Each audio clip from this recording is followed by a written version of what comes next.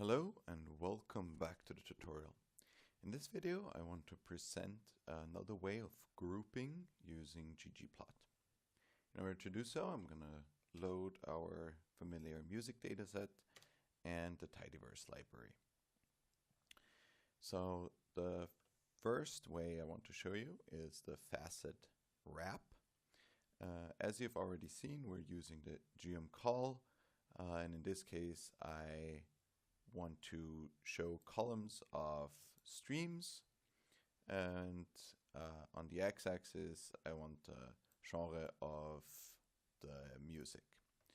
So this will divide the data up in the first place into the different genres and show the streams.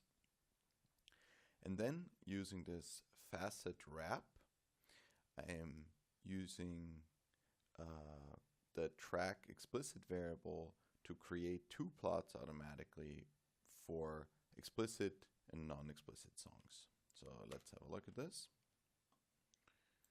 Make this a little bit bigger. So as you can see, we've now created two plots in one. The facet wrap, and then this tilde, and the variable by which we want to wrap it will be those headers here and separate out the data by these values. And the X here, defining the genre as the X here, will create a separate column for each of the genres. And as we can see, for example, in the, I guess this is the hip hop and rap section, we don't have any non-explicit songs, and therefore no streams. And here we have no explicit songs here and here, so there are no streams at all. Another way of doing this, and I've kind of created a little bit of a nicer looking plot here, is to use this position equals dodge option in the gmcall. And then we can define, again, as we've seen before, either with color or shape. Another way is the filling, since the columns can be filled with color. And we can use this explicit variable here to separate out the columns by whether they are explicit or not.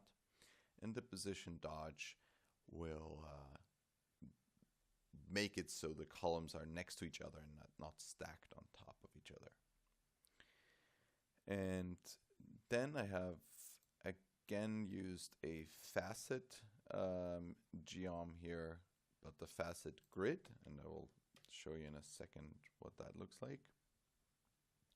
This takes a little while to compute because we're doing quite a lot here.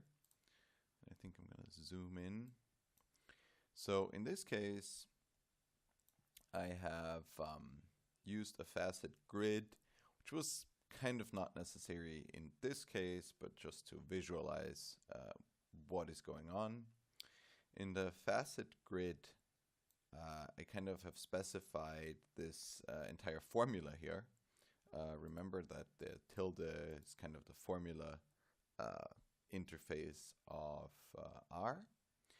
And I've said I want track explicit and artist names to be the grouping variables. So we now have here two rows of plots. First one not explicit, the second one explicit. And then we have columns for each of the people in our data set.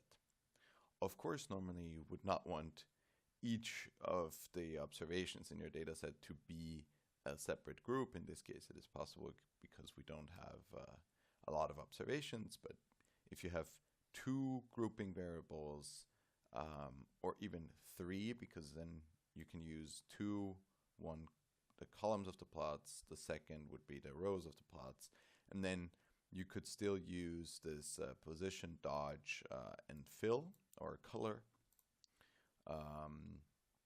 to kind of separate out three groups at the same time.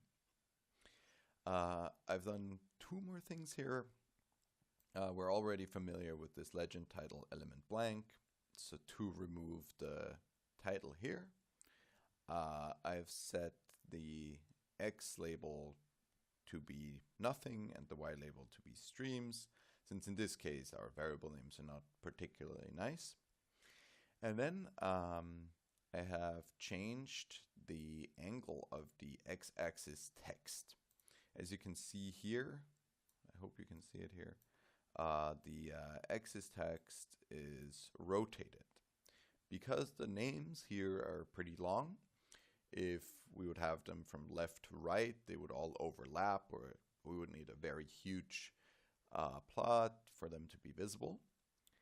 And therefore, I've specified here the axis text x equals element text angle equals 90, as to shift them by 90 degrees, so they're kind of from down to up, and they're way more readable.